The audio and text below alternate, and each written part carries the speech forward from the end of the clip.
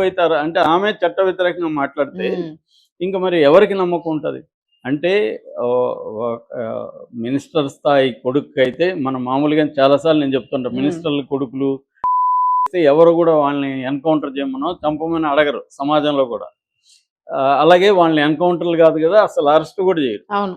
అదే ఎవరో చెప్తున్నారు, రేవంత్ రెడ్డి హామీ ఇచ్చాడు, నీకేం కాదు బాబు, నేనున్నాను, మీ నాన్న నా ఉమ్, ఫ్రెండ్, ఉమ్, నేను నిన్ను కాపాడుతా, మహా అంటే మా వాళ్ళు పోలీస్ స్టేషన్ పిలుస్తారు, ఒక ఛాయ్ గీ తాగి ఇల్లు ఉమ్. అని చెప్పాడని. యాక్షన్ ఆఫ్ ప్లాన్ అంతా వీళ్ళే చెప్పారు, ఎలా ఆల్రెడీ డ్రామా అందుకే చేయాలి. సిట్ వేసింది కూడా అందుకే. సిట్ అసలు ఈ కేసులో సిట్టే అదే. అవసరం లేదు. క్లియర్ కేసు పోలీస్ స్టేషన్లో వాళ్ళు ప్రైమా ఫేస్ ఎవిడెన్స్ ఉంటేనే పోక్సో నమోదు చేస్తారు. ఆ అమ్మాయితో 2 సార్లు వాంగ్మూలం తీసుకున్నారు. ఉమ్, అట్లాగే భరోసా కేంద్రంలో అమ్మాయికి టెస్టులు చేయించారు. ఇవన్నీ చేసిన తర్వాత ఆ అబ్బాయిని అరెస్ట్ చేయాలి. అరెస్ట్ దొరకకపోతే పట్టుకోవాలి. అది చేయకుండా నోటీసులు ఇచ్చి స్టేషన్కి రా అని పిలవడం అంటేనే అక్కడ ఉమ్. ప్రొసీజర్ని ఫాలో కావట్లేదు. ఈక్వల్గా లేదు అందరికీ. ప్రొసీజర్ అవును. ఒక్కొక్కరికి ఒక్కొక్క, అదే వేరే చోట పోక్సో కేసు పెట్టగానే అరెస్టులు చేసి లోపలేస్తున్నారు. లోపలేస్తారు. సో అసలు 8 ఏళ్ళు కాదు కదా, 2 ఏళ్ళు 3 ఏళ్ళు ఉన్న సెక్షన్లోనే పొలిటికల్లీ వెండెట్. ఆ మధ్య జర్నలిస్ట్ ఒక వీడియో ఎవరో తిట్టిన దానికి ఈ అవును. జర్నలిస్టు తీసుకెళ్లి లోపలేశారు. ఇదే రేవంత్ రెడ్డి ప్రభుత్వం, అవును. రేవత్ అనుకుంటాం పేరు, ఇంకొక అవును. జర్నలిస్ట్, అవును. ఇద్దరిని కలిపి ఇద్దరిని కలిపి. వేశారు. సో అలా ఈ కేసులో మాత్రం ఇది క్లియర్గా పోక్సో కేసు ప్రకారం మనం డిసైడ్ చేయకూడదు, అది రేపా కాదని నువ్వు డిసైడ్ చేయడానికి. పోక్సో కేసు ప్రకారం ఆ అమ్మాయి 18 ఏళ్ళ లోపల ఉంటే, అమ్మాయితో సెక్సువల్గా ఇతను కలిసి ఉంటే ఇతనికి 20 ఏళ్ళు పడుతుంది. అది వదిలేసి వేరే మాట్లాడే లాభం లేదు. దీన్ని ప్రొసీజర్ ప్రకారం వీళ్ళు వెళ్తున్నట్టుగా లేదు. సో ఇతనికి బెయిల్ వచ్చిందా లేదా, విడుదలైపోయాడనా లేదా అనేది ఈవెనింగ్కి కానీ మనకు తెలియదు. అది thank you sir. Thank you. Friday నేను అటెండ్ అవుతానని పెట్టాడు. అంటే ఇక్కడ స్ట్రాటజిక్గా పోలీసులకు తెలుసు అతను ఎక్కడున్నాడో, పోలీసులు అరెస్ట్ చేయదలుచుకోలేదు. ఆమె రితరాజ్ కూడా ప్రూవ్ అయితే అరెస్ట్ చేస్తామనింది. ప్రూవ్ అయితే అరెస్ట్ చేస్తామని ఈ సెక్షన్ ఈ కేసులో ఎవరు అనరు. నిన్న కూడా ఈరోజు కూడా ఒక న్యూస్ వచ్చింది, ఒక పోక్సో కేసులో అరెస్ట్ చేశారని. పోక్సో కేసు పెడితే అరెస్ట్ చేస్తారు. ఇప్పుడు ఫర్ ఎగ్జాంపుల్ నేను చాలాసార్లు చెప్తుంటా, జానీ మాస్టర్ ఎప్పుడో 6 ఏళ్లకు ముందు ఆమె నన్ను ఇతను లైంగికంగా వేధించాడని ఇంకోటి అని పెడితే అతన్ని అరెస్ట్ చేస్తారా లేదా? సో ఈ పోక్సో కేసు అరెస్ట్ చేయాలి మామూలుగా అయితే, కానీ సెక్షన్లు ఇంకా సివియర్గా మారాయి. ఫస్ట్ వచ్చింది ఓన్లీ సెక్సువల్ హరాస్మెంట్ మాత్రమే, లైంగిక వేధింపులు.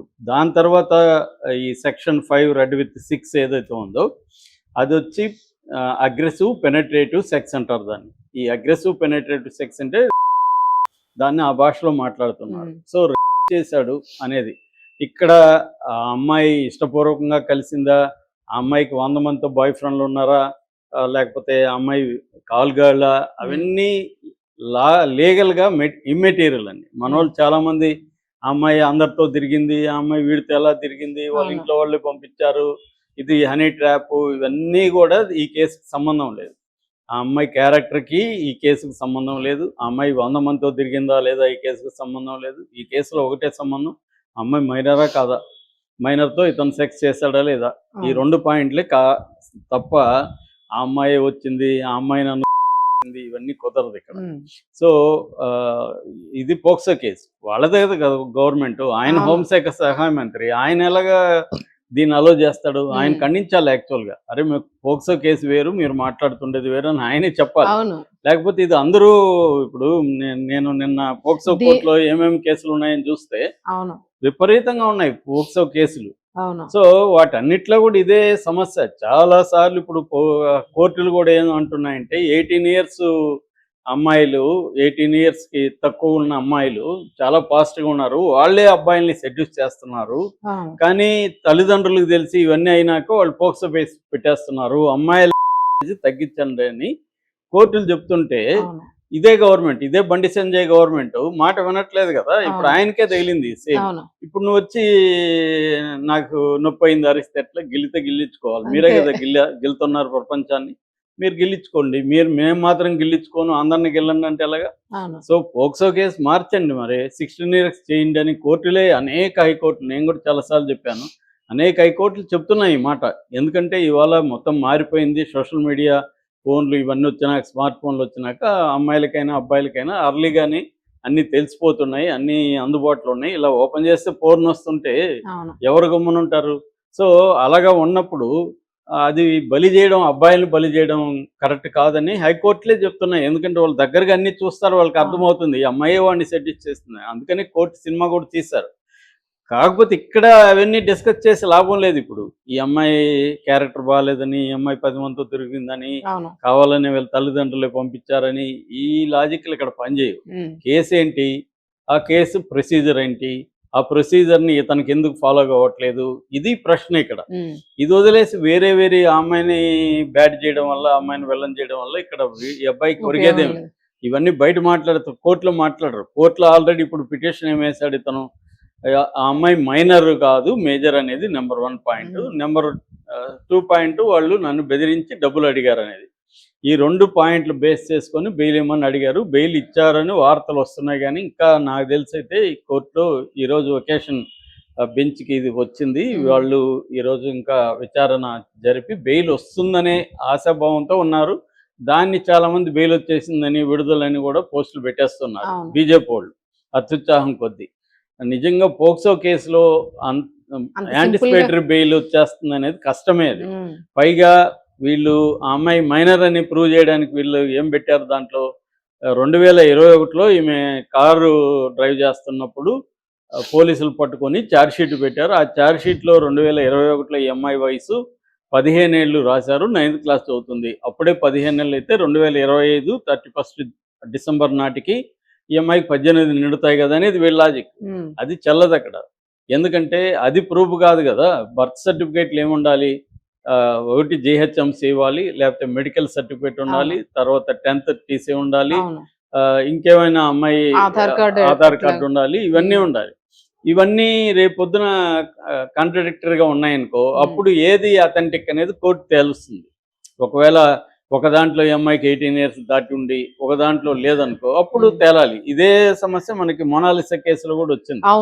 సో అలాగా వస్తాయి. అప్పుడు అది వేరే వ్యవహారం. అది కోర్టులో తేలే వరకు ఇతను నిర్దోషం చెప్పడానికి లేదు, దోషం చెప్పడానికి లేదు. ప్రొసీజర్ ప్రకారం వెళ్ళాలి. ముందు ఇతను అరెస్ట్ అవ్వాలి, బెయిల్ తీసుకోవాలి, తర్వాత జరగాలి. కానీ జనరల్గా ముందస్తు బెయిల్ పోక్సో కేసులో అది కూడా సివియర్ సెక్షన్. ఇది ఈ సెక్షన్లో మామూలుగానే 8 ఇయర్స్ పైన శిక్ష పడే కేసుల్లో వితౌట్ జడ్జి అంటే కాగ్నిజబుల్ అండ్ నాన్ బెయిలబుల్ అంటారు. అంటే కాగ్నిజబుల్ అంటే క్లియర్గా నేరం చేసిన అది ఈ సెక్షన్ కోర్టు అనుమతి లేకుండానే పోలీసులు అరెస్ట్ చేయొచ్చు.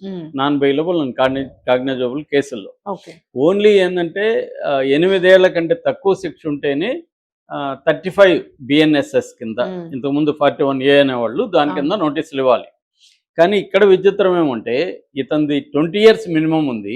ఈ సెక్షన్ ప్రకారం లైఫ్ కూడా పడే అవకాశం ఉంది. ఇలాంటి కేసులో అతనికి నోటీసులు ఇవ్వడం అనేది వింతల్లోకి వింత.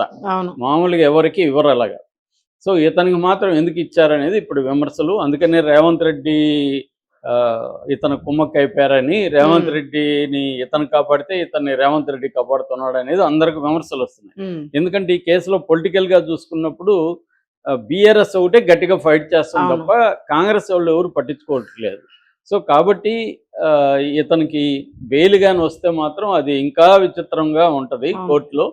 సో దీనివల్ల ఏమవుతుందంటే సమాజంలో చట్టము వ్యవస్థల మీద ఇప్పటికే నమ్మకం లేదు, ఇంకా కూడా కంప్లీట్గా పోతుంది. ఆల్రెడీ నిన్న మెట్రోలో ఎవరో డిస్ట్రిబ్యూట్ చేస్తున్నారు, ఇతను కనబడట్లేదని. మేబీ బీఆర్ఎస్లో ఉండొచ్చు.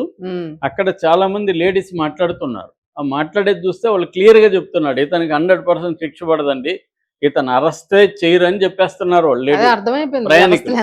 అంటే అందరికి సమాజంలో అర్థమైపోయింది న్యాయం అనేది అందరికి ఈక్వల్ కాదు.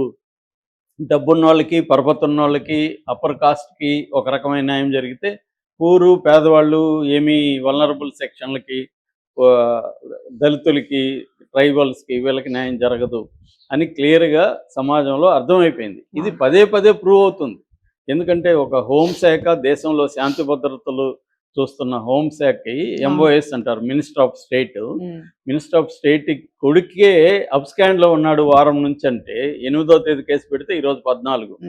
సో వారం రోజులు అవుతుంది. వారం రోజులు అబ్స్కాండ్లో ఉండడం అంటే ఎంత విచిత్రమైన వ్యవహారం. రెండోది వీళ్ళు ప్రూవ్ అయితే మేము అరెస్ట్ చేస్తామంటే ప్రూవ్ Hmm. అయితే అరెస్ట్ చేసేది మరి అన్నిటికీ అదే వర్తించాలి కదా. ప్రూవ్ అయితే అరెస్ట్ చేయమని ఏ చట్టంలో ఉందండి? అవును